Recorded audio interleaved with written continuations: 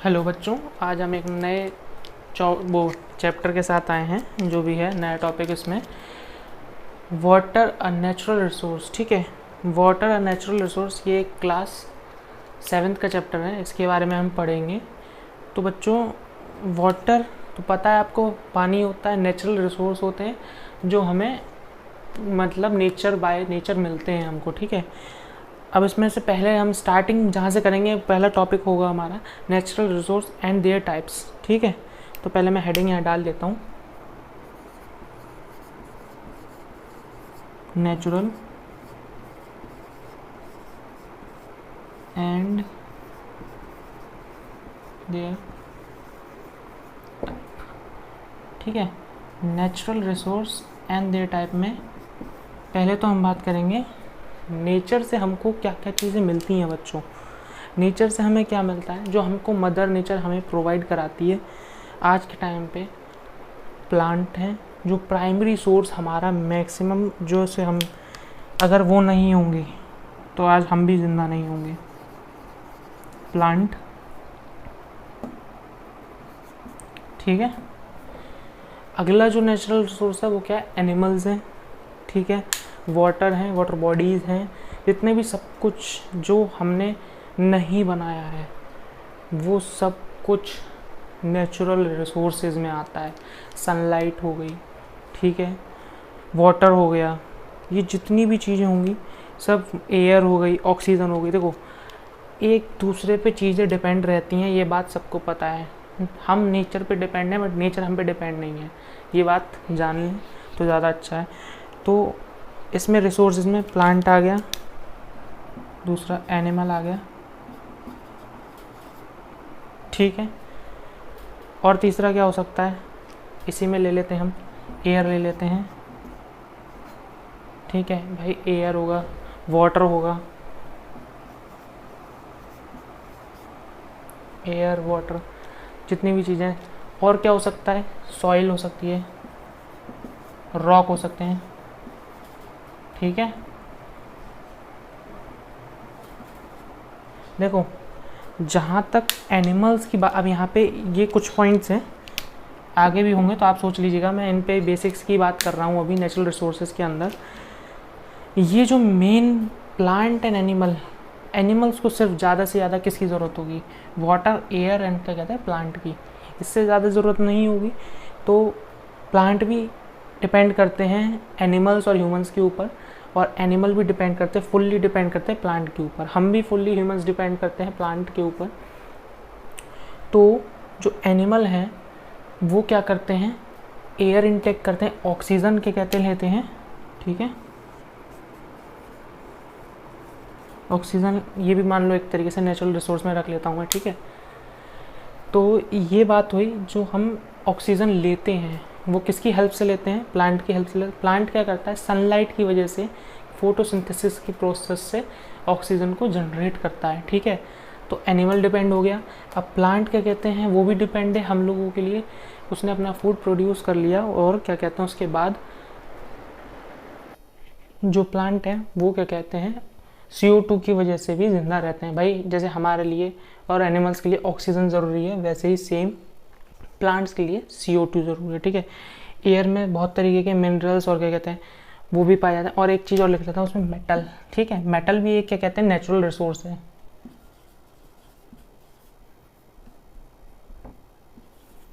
ठीक है, इसमें ये बात याद रखेंगे। ठीक है, तो इसमें 1 2 3 4 एनिमल्स किस पे डिपेंड होंगे, जैसे air, water, oxygen and plant पे। मतलब ह्यूमन जो होते हैं उनको सॉइल पे भी डिपेंड होना पड़ता है, इरिगेशन के लिए, रॉक पे भी डिपेंड होना पड़ता है, बिल्डिंग्स एंड मटेरियल्स और रोड बनाने के लिए, मेटल्स पे भी डिपेंड होना पड़ता है, ट्रांसपोर्टेशन व्हीकल्स बनाने के लिए। ठीक है, और अपना खाना बनाने के लिए भी, जैसे कढ़ाई कुकर का हम यूज़ करते हैं। ठीक है, ये सारी चीज़ें किस में आती हैं, natural resource and there types के अंदर। अब आगे पढ़ेंगे अगले टॉपिक में।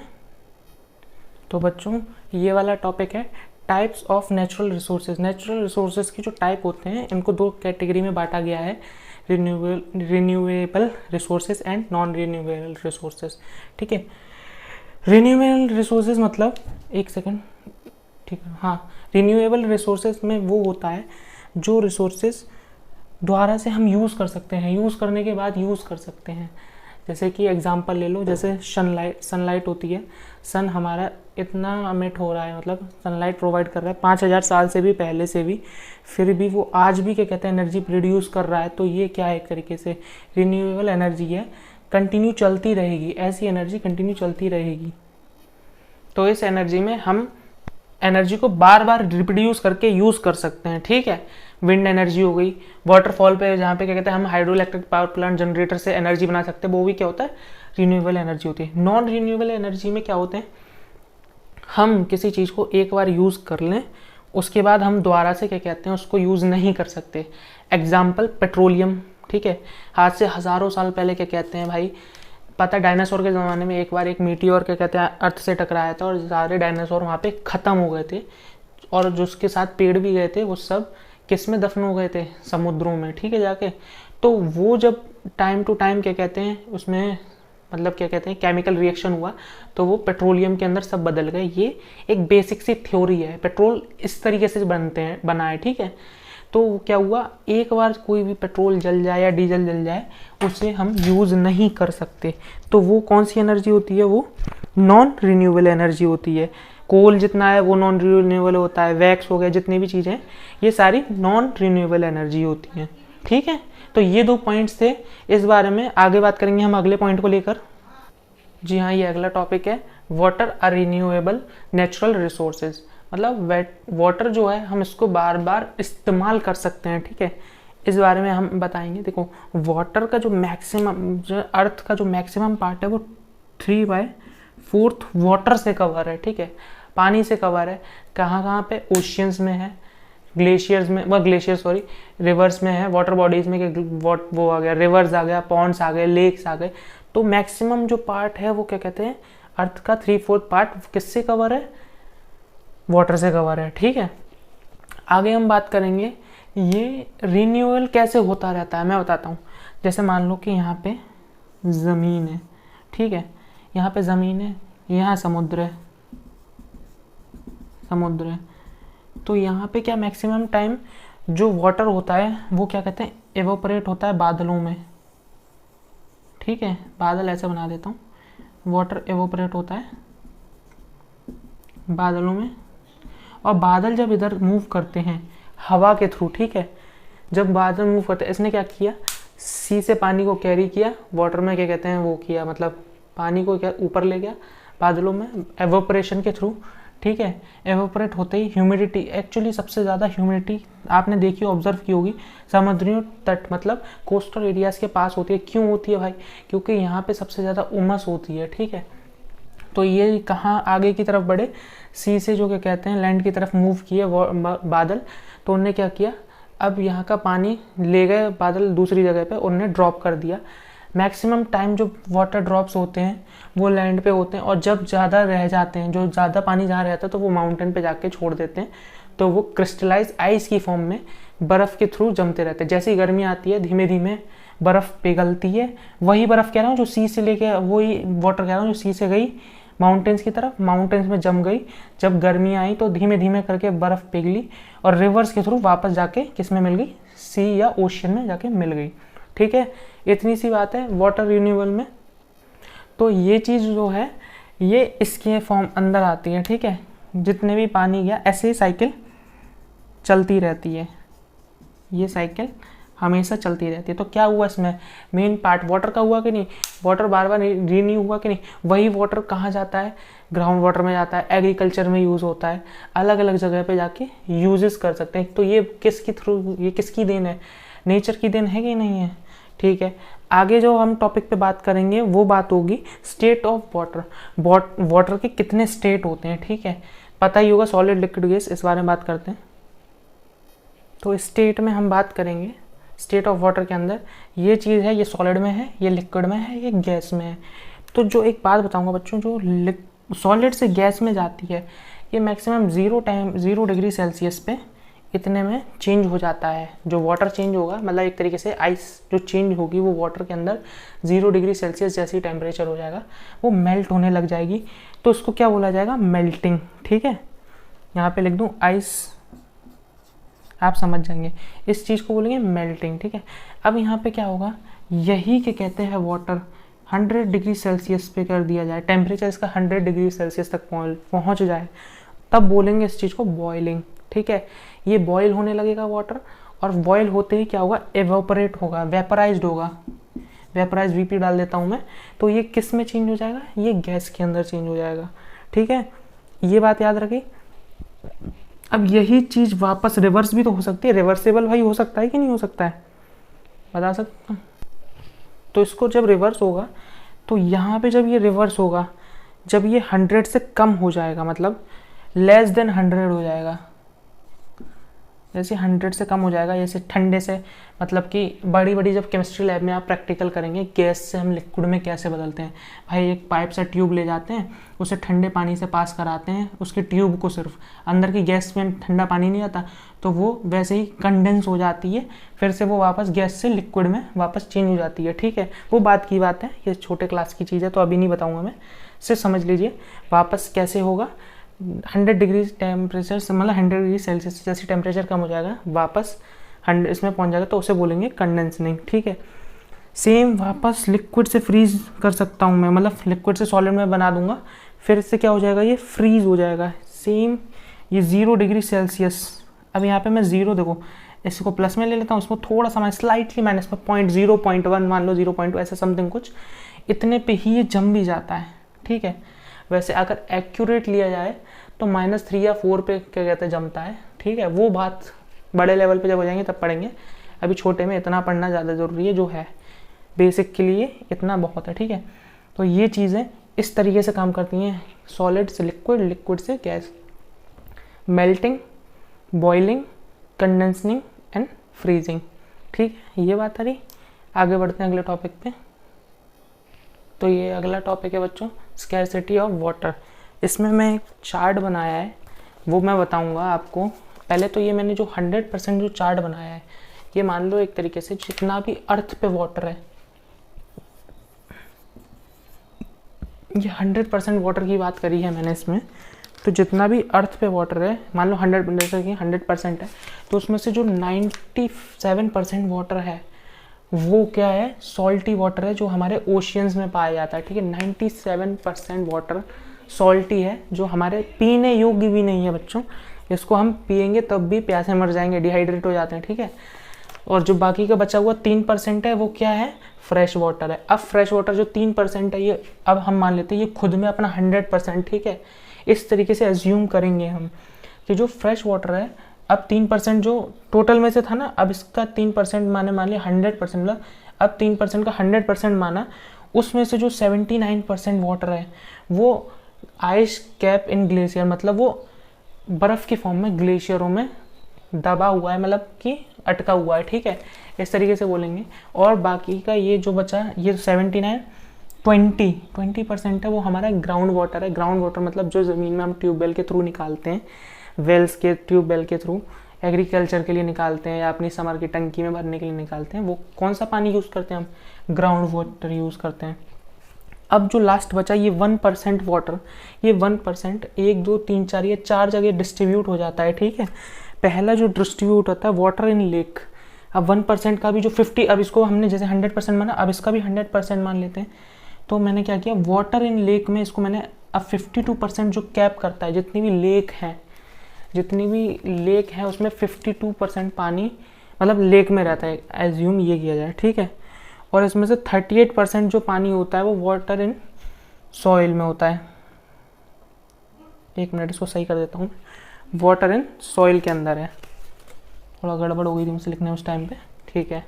तो ये कितना हुआ, और बाकी का जो बचा हुआ है वो डेटा, तो ये बाकी के जो बचा हुआ है ये क्या, वाटर इन रिवर। लेक में कितना 52% रहता है, ठीक है। सॉइल्स में हमारा 30% रहता है, और इसका बचा हुआ कितना वाटर इन रिवर के अंदर रहेगा, वाटर इन लिविंग ऑर्गेनिज्म के अंदर रहेगा।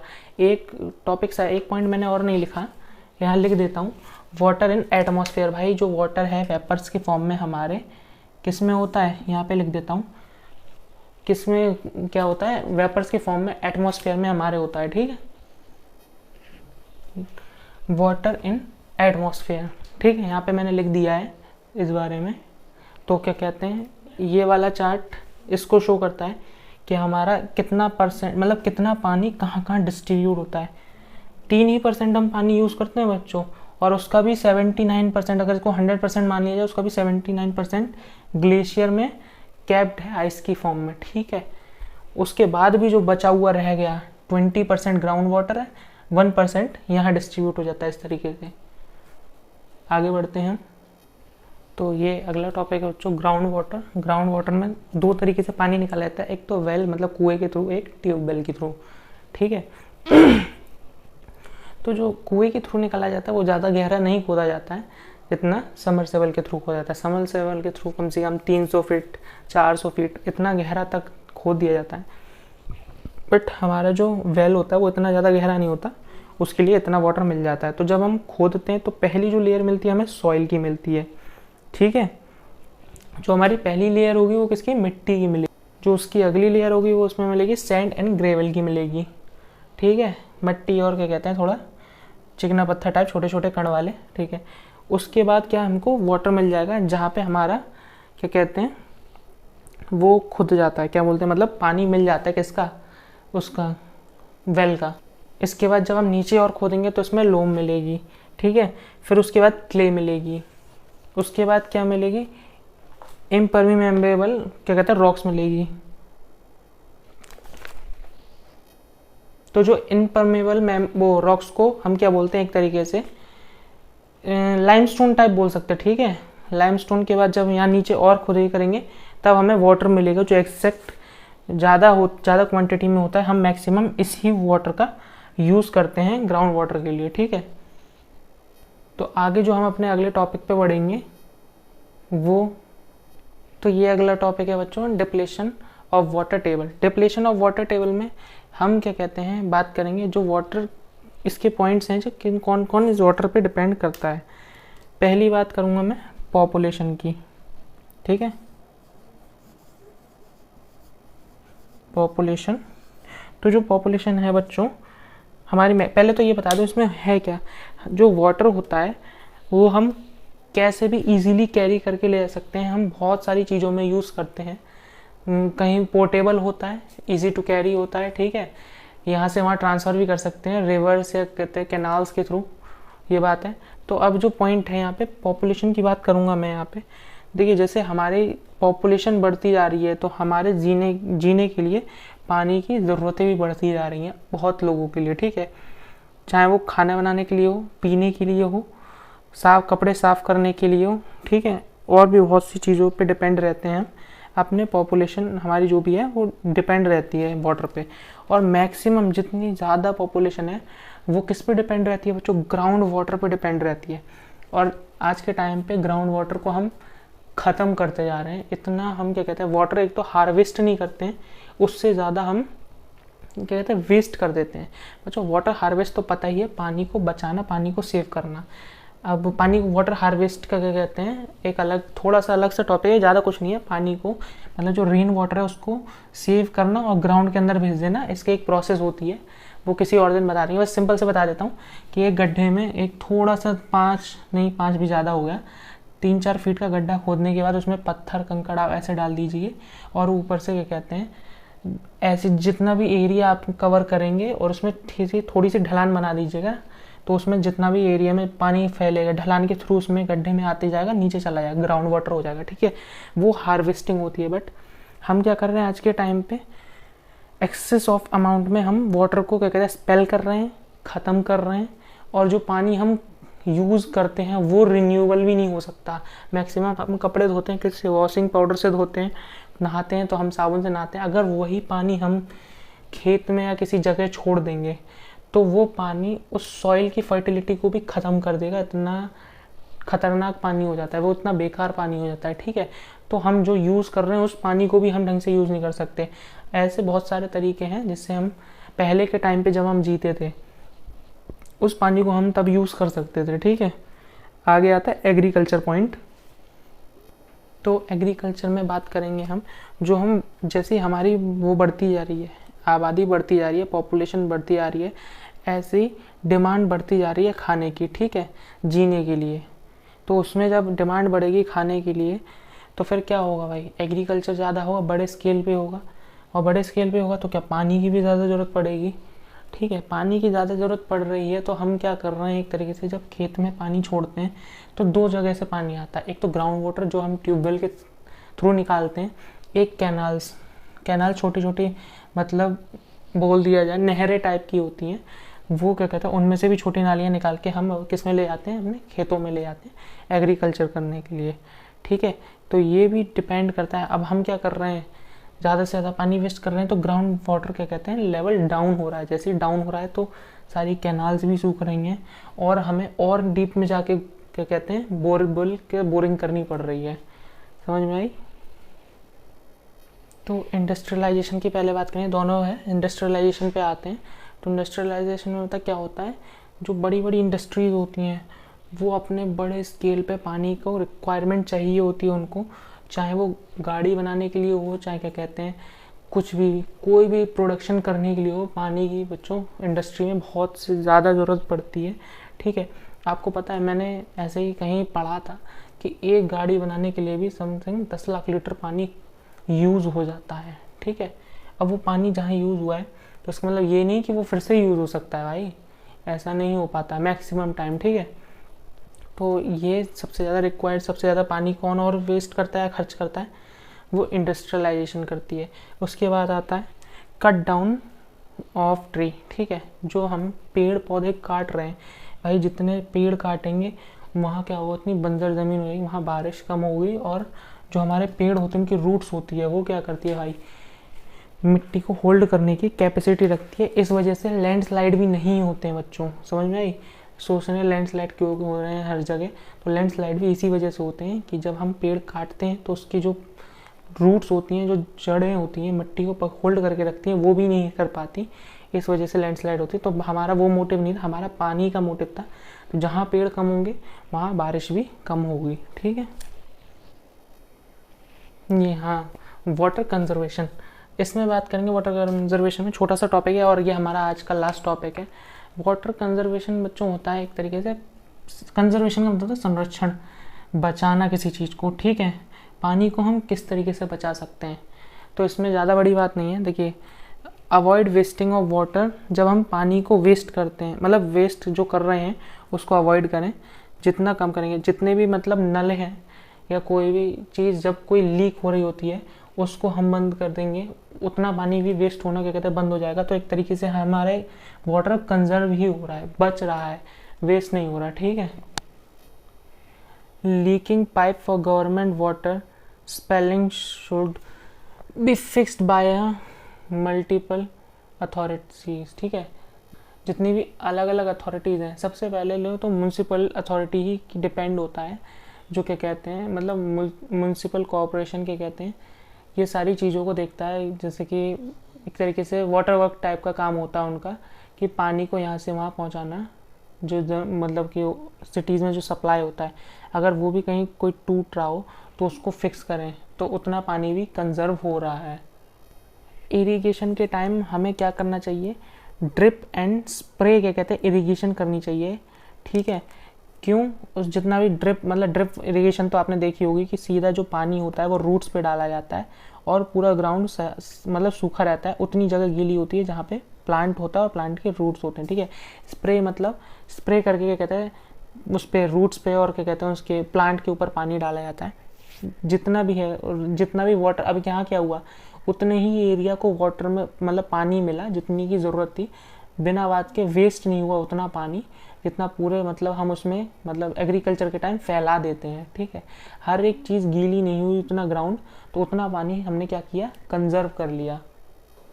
तो वाटर कंजर्वेशन में इतनी बातें करेंगे, वैसे तो बहुत बातें हैं बताने के लिए, लेकिन ठीक है इतना काफ़ी है। तो आज का हमारा टॉपिक यहाँ ख़त्म होता है। तो प्लीज़ बच्चों, जितने भी बच्चों को अच्छा लगे हमारे इस चैनल के बारे में, अपने दोस्तों को बताएं, लाइक शेयर एंड सब्सक्राइब कर लें, पढ़ाता रहेंगे। Have a nice day.